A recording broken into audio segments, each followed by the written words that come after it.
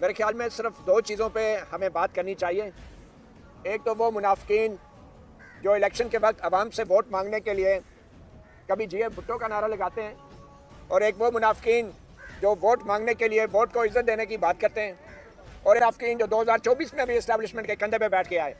ان سے بڑا منافق کوئی نہیں ہو سکتا. ان لوگوں کو آئینہ دکھانے کے لیے افضل بٹ صاحب اور پریس کلب کے ہمارے جو معزز صدر ہیں، ان کو ہمیں ہار نہیں پہنانے چاہیے، ان کو استقبال نہیں کرنا چاہیے. ان کا پریس کلبوں میں، تمام پریس کلبوں میں داخلہ بند کرنا چاہیے. اور جب تک ہم ان کو اپنی اصل قوت نہیں دکھائیں گے، یہ لوگ اپنی اوقات میں نہیں آئیں گے. تو یہ میری ایک تجویز ہے.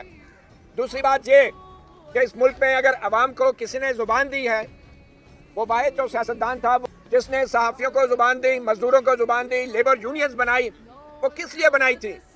آج وہی زبان ذوالفقار علی بھٹو کا سیاسی وارث